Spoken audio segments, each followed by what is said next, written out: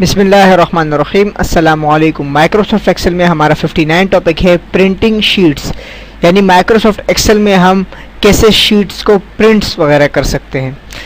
हमारे पास यहाँ एक डेटा मौजूद है माइक्रोसॉफ्ट एक्सेल में। अब हमने इसकी सेटिंग भी करनी है और इसका प्रिंट भी लेना है। तो इसके लिए हम क्या करेंगे, सबसे पहले फाइल में जाएंगे और यहाँ से फाइल में जाने के बाद प्रिंट की कमांड को सेलेक्ट करेंगे।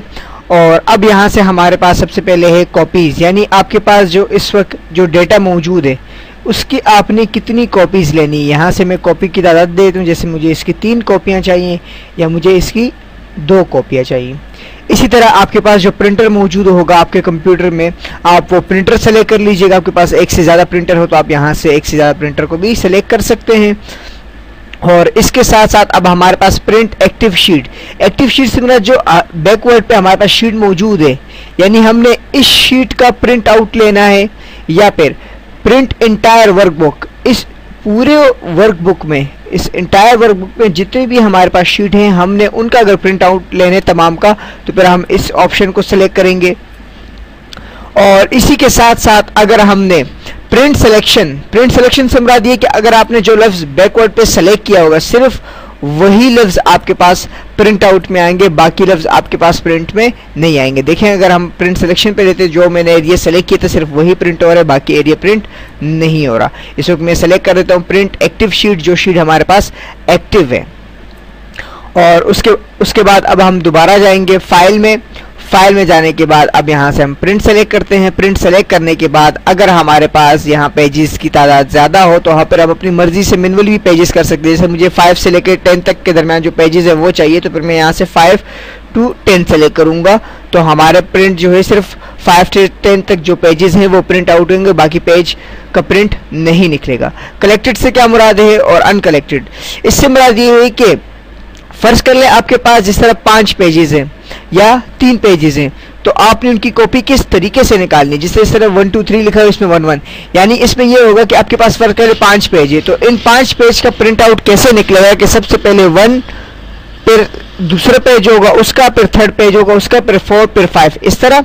और अनकलेक्टेड में क्या होगा कि पहले वाले पेज के पहले जितनी कॉपी आपने रखी होंगी, जिस तरह मैंने यहाँ 2 रखी है, तो पहले वाले पेज की 2 कॉपियाँ निकलेंगी, फिर उसके बाद दूसरे वाले पेज की 2 कॉपियाँ, फिर तीसरे वाले पेज की 2 कॉपियाँ, फिर इस तरह चौथे पेज की, इस तरह 5वां।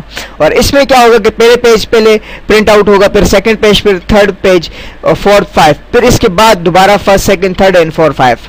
ये होता है कलेक्टेड और अनकलेक्टेड का। और इसके साथ है पेज ओरिएंटेशन, मतलब सिमत किस जानिब है। जब आप पेज को प्रिंट करवाना चाहे तो आपका पेज जो है वो पोर्ट्रेट हो या लैंडस्केप हो।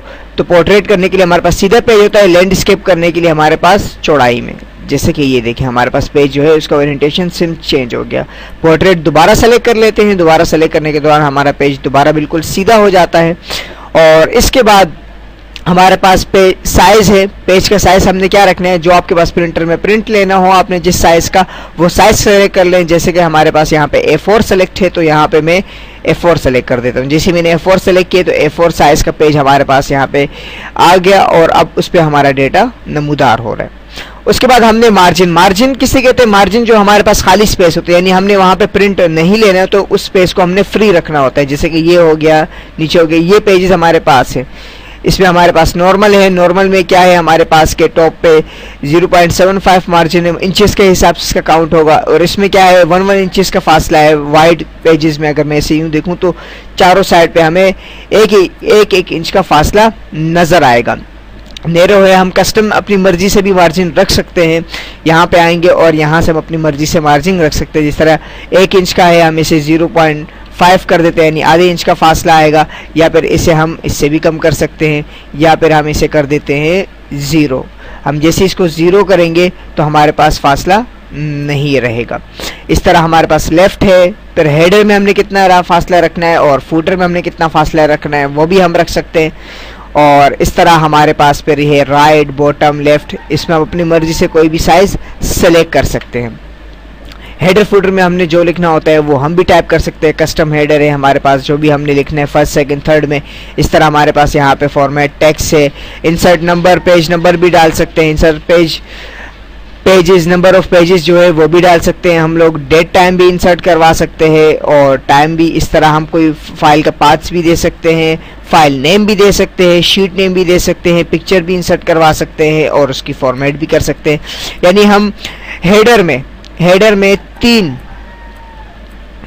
तीन हेडर लगा सकते हैं, तीन हेडर का ऑब्जेक्ट लगा सकते हैं जिनमें हम इन तमाम चीज़ों को लेकर आ सकते हैं। और सेम यही मेथड हम करेंगे फुटर के लिए। फुटर में भी हम 3 फुटर यूज़ कर सकते हैं और इन तमाम टूल्स की हेल्प लेके। हेडर फुटर का कंप्लीट टॉपिक हम लोगों ने माइक्रोसॉफ्ट वर्ड में कंप्लीट कर चुके थे। और इस तरह शीट है, शीट में हमने क्या करना होता है, शीट में हमने ये करना होता है कि अगर हमने जिस शीट को बार बार रिपीट करना हो, जिस तरह हमारे पास कोई एक कॉलम है, हमने उसे अगले कॉलम में रिपीट करना होता है, तो फिर हम उस शीट को सेलेक्ट करते हैं, तो उससे क्या होता है कि वो कॉलम अगली शीट में भी अगेन रिपीट हो रहा होता है। और इसमें हमारे पास हेडर फुटर, पेज के टॉप पे और पेज के बॉटम पे हमने जो जो लिखना होता है हम यहाँ पे टाइप कर सकते हैं, वो हमारे टॉप और बॉटम पे हमें नज़र आते हैं। या फिर हम इन कमांड को भी इसमें यूज़ कर सकते हैं। जैसे मैं हेडर में ले लेता हूँ, सेंटर में मैं यहाँ ले लेता हूँ इसका पेज नंबर, तो यहाँ पे हमारे पास पेज नंबर आएगा। और यहाँ पे मैं ले लेता हूँ और फुटर में आ जाते हैं। फुटर में मैं इसको सेलेक्ट करता हूँ कि शीट का, हम यहाँ से शीट सेलेक्ट कर लेते हैं। शीट सेलेक्ट करने के बाद अब हमने यहाँ पर करना है ओके। और उसके बाद ऊपर देखें हमारे पास वो आया, नीचे हमारे पास शीट आया। अब इसे हम ओके कर देते हैं। और ये था हमारे मार्जिन का। और हेडर फुटर का अगर आप गौर से देखें, यहाँ पे हेडर में हमारे पास 1 आ रहा है पेज नंबर और यहाँ पे हमारे पास शीट लिखा हुआ नज़र आ रहा है जो हमने वहाँ टाइप किया था।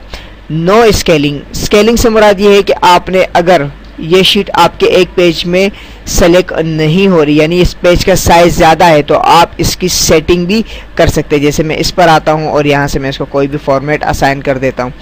फॉर्मेट असाइन करने के बाद या फिर इसका मैं साइज़ जो है वो लार्ज कर देता हूँ। तो इससे क्या होता है कि अगर हमारे पास डेटा जो है उसे हमने जूम करना हो या जूम आउट करना हो, फ़र्ज़ कर लिए 2 पेजेस में आया, तो इसे हम थोड़ा सा एडजस्ट करके छोटा कर लेते हैं। और इसके लिए हम ये है कि हमारे पास यहाँ ऑप्शन मौजूद है कि फिट शीट ऑन 1 पेज, यानी आपकी जो शीट होगी वो एक ही पेज में आ जाएगी। और इसी तरह हमारे पास दूसरा है fit all column on one, जो कॉलम्स आपके होंगे वो तमाम एक ही शीट में आ जाएंगे और अगर रोज होंगी तो वो भी तमाम आपकी एक शीट में नमूदार हो जाएंगी।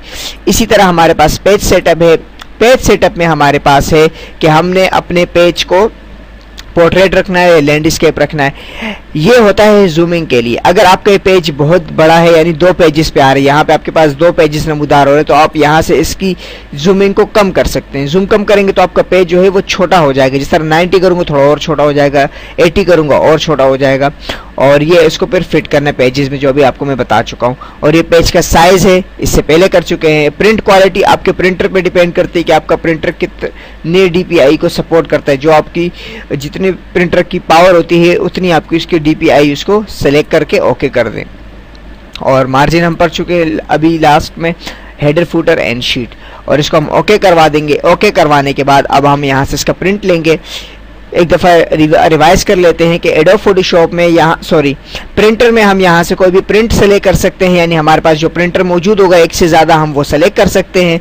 यहाँ से हम अपने पेज का एरिया सेलेक्ट कर सकते हैं, जैसे प्रिंट एक्टिव शीट, यानी जो शीट हमारे पास एक्टिव होगी उसे हम सेलेक्ट करेंगे, यानी उसका प्रिंट लेना है। प्रिंट एंटायर वर्कबुक, अगर वर्कबुक के अंदर जितनी शीट है तमाम का प्रिंट आउट लेना है तो इसको सेलेक्ट करेंगे। प्रिंट सिलेक्शन, जो चीज़ आपने सेलेक्ट की हुई है शीट में उसका आप प्रिंट लेना चाहते हैं तो फिर उस पर सेलेक्ट करें।